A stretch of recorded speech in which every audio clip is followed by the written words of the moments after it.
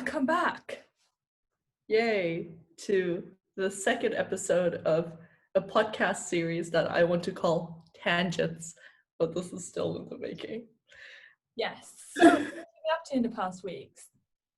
I have been going to uni and realizing that people actually do their readings here and that it is a lot of work. And struggling with doing basic aspects of studying social sciences. But yeah. What about you? I have been doing some preparation for my course. I still don't have classes, so I'm still mildly unproductive. But I've done downloaded some pre-reading. Haven't done it yet, but it's there. And Always the most important part, the download, not the reading.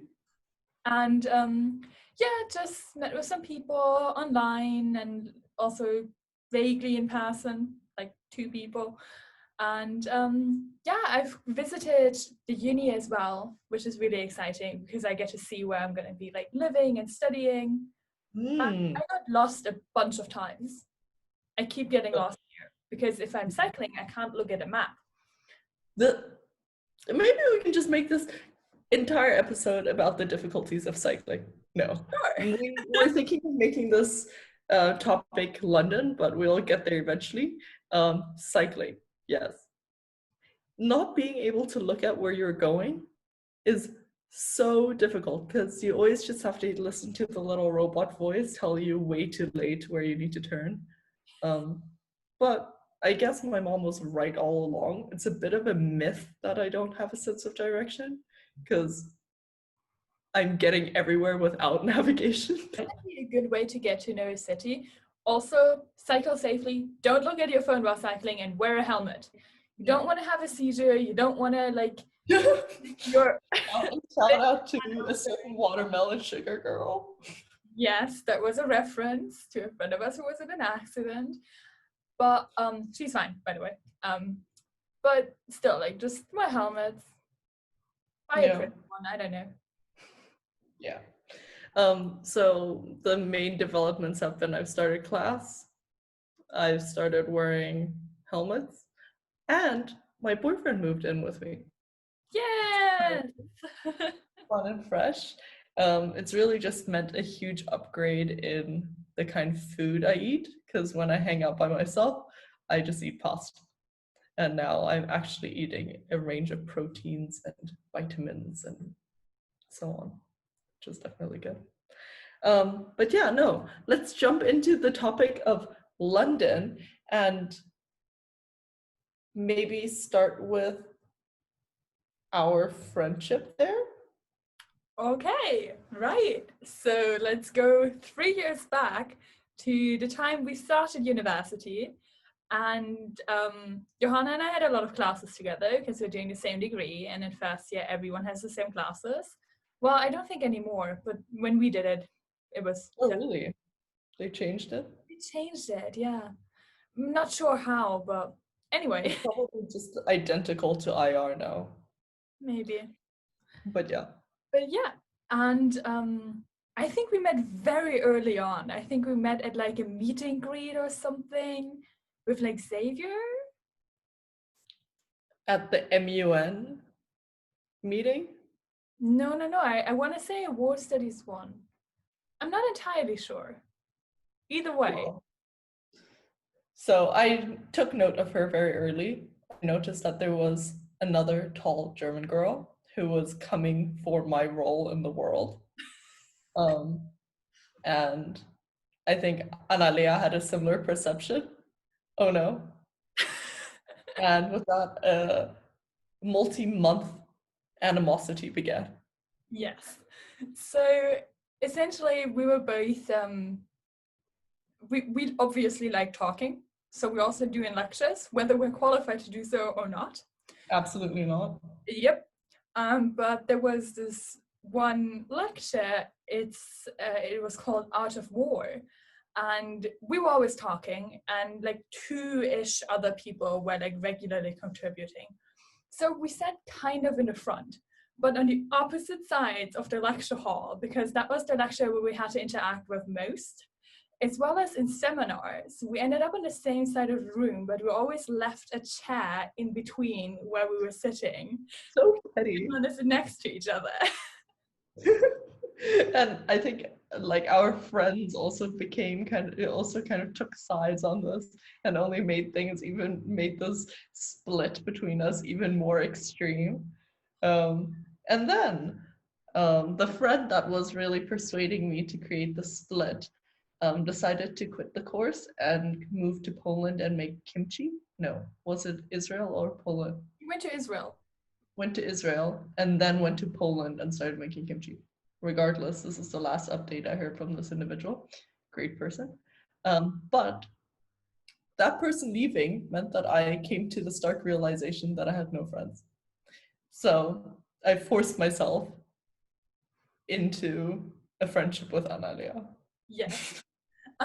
So from my perspective, I think around December, like well into fast year, we both kind of realized that like it's fine if there's another person that's basically the same in the course and the animosity decreased. So we were like small talking in like bigger groups at that point in time, I think. And I know we said goodbye before Christmas. I think that was the first time we ever actually interacted. I think we might have even hugged. I think maybe, yeah. But we didn't like each other then. So then we left for Christmas. Oh, yeah, no, we absolutely did one of those like, bye, have a lovely holiday. Like, I remember this. I think it was like Art of War. Yeah, probably. Like the last lecture of Art of War. Nice. Yeah. Regardless, from my side of the story, I made the conscious decision to go and sit myself next to you and your friends. Yes, and in every part of my lecture, and you always had to sit in like the first 1 or 2 rows now, because that's where my friends wanted to sit. Yeah, and I just forced myself there. And here I am. Here we are. I think one important thing to mention also is that we were in the same student society. We both did Model United Nations for the entirety of our undergrad. And there were always 2 groups of freshers. One would stay in and then go to the student bar and then later to a friend's house. And the other one, so that was the one where I was at. And the other one would leave for Chinatown and get bubble tea, if I remember correctly. Yes, exactly. So I was in the bubble tea team. But then there was one night where I kind of got into a casual conversation with a future best friend, Madison. And I just sat down with you guys and ended up staying at the bar all night. And that was the end of my bubble tea adventures. But then I came to realize, you can have drinks at the waterfront back then, RIP the waterfront. But you can also go and get bubble tea on other days. Yeah. So my bubble tea consumption did not go down, but my friends account. Friends consumption. I don't want to give you time to edit, but everything I'm thinking would have to be edited out. But yeah. That's how we became friends. And I think one funny story about that is later in second year, and at that point in time, we're like sitting together, we're going to lectures together, we're kind of the only people we know in the modules we take. Like, we don't really know a lot of war studies people. Yeah. So we're sitting in this lecture, and our old Art of War teacher comes in as a guest lecturer for this other module we're taking. And we're sitting together, like kind of in the middle of the room. And before he starts his lecture, he like talks to us about how we're now sitting together and that he's never seen us talk to each other before. Startled, shocked. Yeah. No, but I guess if, kind of on the energy of the last one, if we kind of make this a tiny little like moral of the story, I guess it's like, if you're entering a new space, you don't need to make those connections instantly with people. You know, you can literally take 6 months, a year, or whatever to figure out that you do mesh well with people. You know, like first impressions are not everything. Exactly. And like also in a way taking effort with people makes a big difference, right? Like actually just spending time with people. And yeah, I think it's always nice as well, because you never know what the other person is thinking, to always be nice to each other, right? Like even though we didn't like each other, we were never unfriendly. We were No, always like friendly, like, and it was good because it didn't ruin any further friendship we might have had. Oh, no, oh, no, we were never, I must say, I probably dropped some scathing comments behind your back. that's However, definitely not to your face. No, also, you know, I did know that you were super nice. I just felt certain competition, I guess. no. But I think also when I kind of realized that, I was like, you know what, like people who might be at first seem to be like competition might be just really great assets to have in your life as well, you know, from like a friendship kind of perspective, but also like we did amazing work together, you know, like, you know, Yeah, it made so much sense for us to pool that energy together instead of sitting on opposite sides of the lecture hall. yeah, absolutely. I mean, who would have known what would have happened with our time in committee for student societies and things like that? Because we did do a lot of work together outside of our degree as well, and well, Mhm. within our degree too. Yeah. I think to the almost annoyance of all of our teachers who were like, who are these twins? Thinking we're either twins or lesbian lovers, Yeah, really, like depending on interpretation. and they could never keep us apart because Johanna and Anna are both just similar German names as well. So Yeah. one time I had a teacher ask me a couple months into him teaching us, being like, so I know you're Johanna and Anna, but which one are you? Before Johanna arrived to an interview with that teacher. I mean, there's some hilarious pictures of where we both happened to be wearing maroon sweaters when you still had a bob, and we were matching our lip colors as well. I mean, By accident, we yeah, we must add. yeah. So the statement lip maroon shirts or tops really were enough. Oh, matching glasses were enough to overpower the fact that I'm Asian. Um, make us look apparently identical. Yeah, But but yeah, so, I mean, I think that's a bit of our story. But what else were we up to in our undergrad in London? hmm, I mean, we went to Panama, which was a crazy thing. That's not our undergrad in London, but I guess it really encapsulates what it means to do an undergrad in London. Because you might just like have decided 3 weeks ago that you want to give being friends a try and suddenly be like in a hotel with them in a different continent. Yeah. So do you want to give a bit of context about how we ended up in Panama?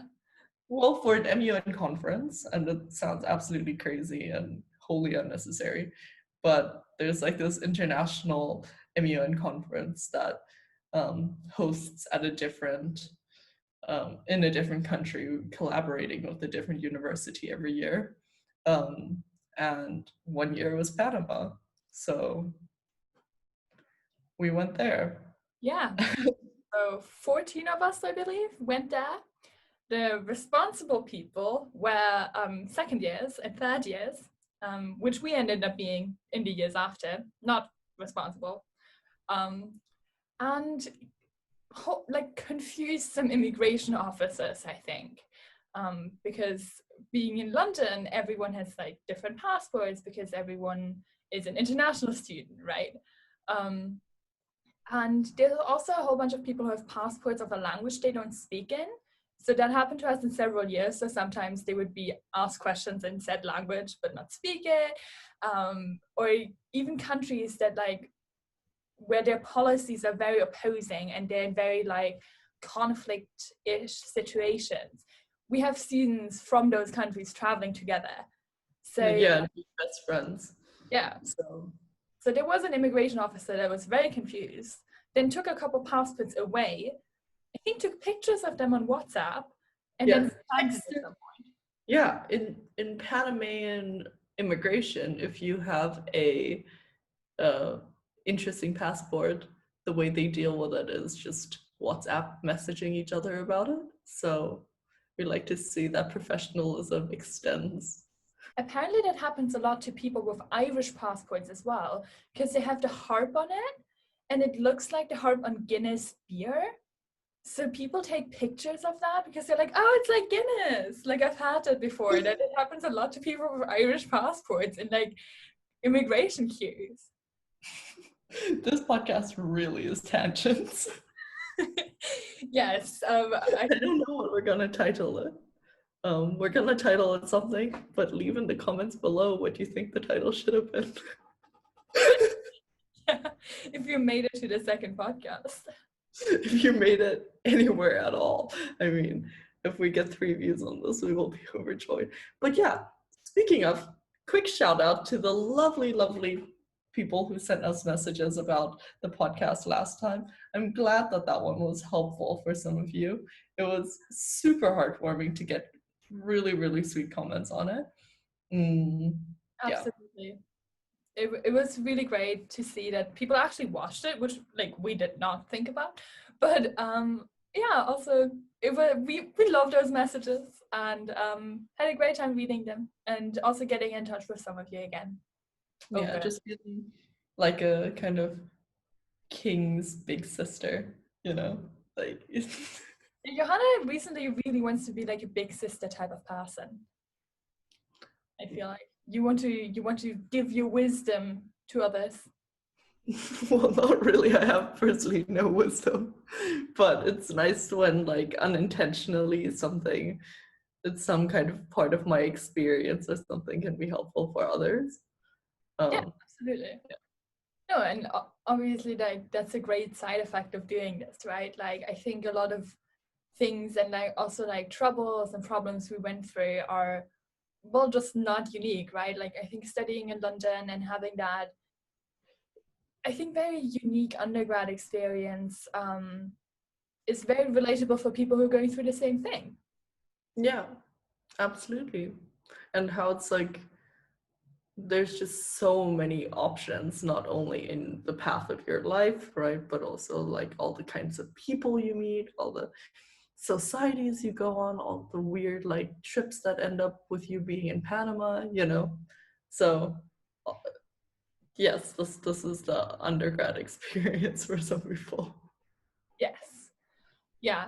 I think what was really interesting always for us was that yes, we did our undergrad degree, right? And I think it's super fair to say that we both loved war studies. Like there's no other degree I would have wanted to do for my undergrad, and I think goes the same for you. But it never really defined our lives to the extent that it was in a way the main definition of who we were or what shaped our lives. I think we always had student societies and friends who took that position more, which is Yeah. of course very dependent on your course. Like if you study law, just because you have less time, it'll take a bigger part in your life. But I think we always had a combination of factors. Yeah, I think that's the thing about like undergrads in the UK, especially like humanities or social science ones. Like they don't expect you to spend all of your time on your course, right? Like you have like what 9 contact hours, so you need to be filling your time with stuff giving you really unique university experiences. Yeah.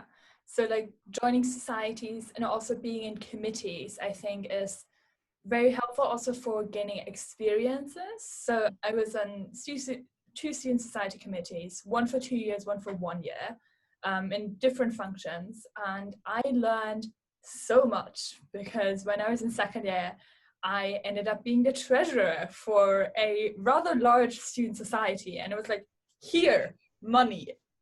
And had to manage all the finances. And it helped me a lot with obviously like CV qualifications stuff, like working in a team, but also with my personal finances. Like I know a lot of stuff about the UK tax and finance system now.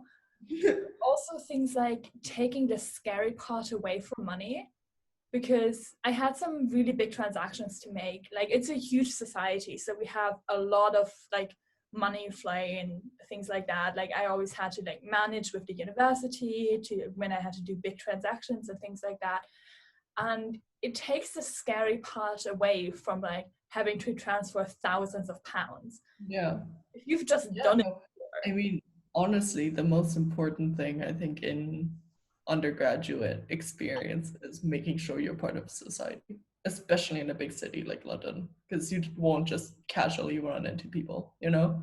Yeah, So I can't like imagine my experience without it. yeah, Like, you- you- if you're not actively part of one, find one. And I think COVID is going to make it difficult, right? Especially for undergrads who are new to the new city and whatever. But just really try your best to like get involved in like virtual events, just ways to meet people that share interests outside of your course, you know? absolutely. Because I think we can safely say most of our friends were from our student societies. Oh no, 100. All of our friends were from our student society. Yeah. If you weren't at KCL UNA, I wouldn't be your friend, even though I sat next to you every day. Probably. It also just, you spend a lot more time with them. You do many things. And I think, yeah, I mean, at first, yeah, and just generally over time, I think we sometimes had friends that were in our accommodations as well. So where we live. But Yeah. other than that, yes, we know people on our course. But like when I want to get coffee with someone, it will most certainly be somebody from our student society. Even when I went back to London now to visit people, I think every single person I met was from that student society. Yeah, exactly. So please join up. Please find ways, like, especially in big cities, like, it's important to engage yourself in making friendships, you know, whether that's like on like an individual level with me just sitting myself next to Analia. And you know what? Like, on paper, that sounds like the most awkward thing to do. In action, it was really awkward too, but it worked, you know? I didn't perceive Um, it as awkward. I think you felt very awkward. oh, I felt so awkward. You just got to do it, you know? If you see somebody that you want to be friends with, chances are either they haven't thought about it or they'd be super down to. Ask people for a coffee. Like, go see people, take an effort. Like, in a similar way to like dating, like, what can they say? No? Okay, then you don't want to be their friend anyways. Move on. Talk to Yeah, someone, right? exactly. And and to make that easier, you just join a student society where like those first meetings are organized for you, you know? So And good. at some point, you might end up cooking enormous amount of food at a person's flat and eating an entire family pack of curly fries. I was gonna say they were so good. It was so good. There was a lot of curly fries. Don't do that. It's not healthy. But Don't don't it's great. don't eat a family pack of curly fries. Did, Do as we say, not as we do. we put we put like Swedish meatball sauce on them as well. We also we went to IKEA. Such a crazy night. But yeah, anyway, we're at like 26 minutes. Oh God, Uh, already. Just yeah, a comment. I love how crazy night has shifted from like going out partying to having a lot of food. I really appreciate it. We're all keep it safe. Just go to freezer aisle, buy a lot of food, warm it up, and eat it. Anyway, on that note, uh, no topic, but it was fun for us. So this is literally just introduction to tangents. Um, uh, yeah. all right. Bye. Great. Bye.